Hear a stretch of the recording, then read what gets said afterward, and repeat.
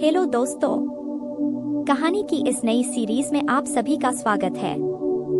अगर आपको भी क्राइम स्टोरीज, लव स्टोरी या मोरल स्टोरी पढ़ने का शौक है तो इस कहानी को पूरा जरूर पढ़ें। मेरा नाम संजीत है और मेरे दोस्त का नाम अनिल है।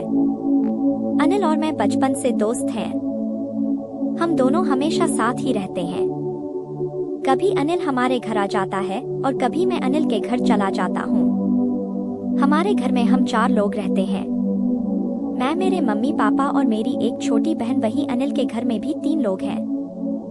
अनिल और उसके मम्मी पापा मेरे मम्मी पापा को अनिल अंकल और आंटी कहता है और मेरी बहन को वह बहन कहकर बुलाता है। वहीं मेरे मम्मी पापा भी उसको बेटा कहते हैं। लेकिन वही जब मैं उसकी मम्मी को आंटी कहकर बुलाता हूँ तो आंटी मुझे बेटा नहीं कहती है। आंटी मुझे हमेशा मेरे नाम से बुलाती है। मुझे शुरू से ही यह बात थोड़ी अजीब लगती है कि आंटी मुझे बेटा क्यों नहीं कहती है। और साथ ही आंटी जब कभी मेरा दोस्त हमारे साथ में नहीं बैठा हो और हम दोनों अकेले हो तो मुझसे देवर भाभी की तरह हंसी मजाक करती हैं। वह तो बहुत बार गर्लफ्रेंड के बारे में भी पूछती हैं। लेकिन मैं बस यह कहकर टाल देता हूँ कि आंटी मेरी कोई गर्लफ्रेंड नहीं है। लेकिन आंटी इस पर भी मुझे कहती है कि मैं इतना हैंडसम हूँ, इसलिए मेरी कोई गर्लफ्रेंड ना हो ऐसा हो ही नहीं सकता है। एक दिन आंटी को अपने मम्मी पापा से मिलने जाना था और अनिल भी घर पर नहीं था। साथ ही अंकल को भी किसी काम से कहीं जाना था।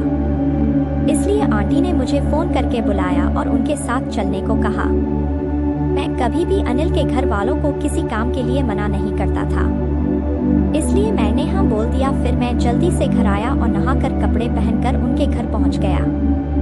लेकिन अंकल तब तक घर से जा चुके थे। फिर आंटी ने मुझे चाय बना कर दी और वह नहाने के लिए चली गई। लेकिन जब आंटी तैयार होकर आई तो मैं उन्हें देखता ही रह गया। वह किसी जवान लड़की की तरह सुंदर लग रही थी। मेरी तो उनसे नजर ही नहीं हट रही थी।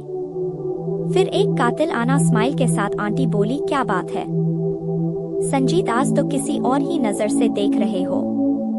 यह सुनकर मैं चौंक गया और कुछ नहीं बोला। फिर हम लोग जल्दी से बस स्टैंड पहुंच गए और बस का इंतजार करने लगे। थोड़ी ही देर में बस आ गई और हम लोग बस में चढ़ गए। अब मेरे दोस्त की माँ और मैं बस में जा रहे थे। लेकिन देखने में हम किसी पति पत्नी की तरह लग रहे थे, क्योंकि आज आंटी बहुत जवान भी लग रही थी और वह मुझसे बहुत चिपक कर भी बैठी थी। तभी मुझे कुछ अच्छा नहीं लग रहा था।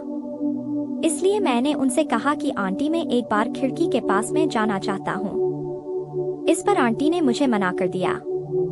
लेकिन मैंने उनसे फिर एक बार रिक्वेस्ट करते हुए बड़े ही प्यार से कहा कि आंटी जी प्लीज एक बार जाने दीजिए। इस बार वह मान गई। फिर जब मैं खिड़की के पास में जाकर खड़ा हो गया तो एक महिला ने आंटी से पूछा कि क्या आप इतनी उम्र होने के बावजूद भी कुंवारी हैं? नहीं, मैं शादीशुदा हूँ। इस पर वह महिला बोली, तो अपने मांग क्यों नहीं भर रखी है?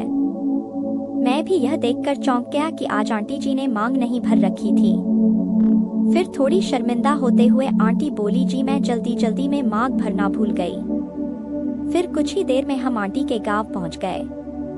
आंटी के गांव पहुंचने के बाद मैं उनका वहां छोड़कर अगली बस से वापस अपने घर आ गया।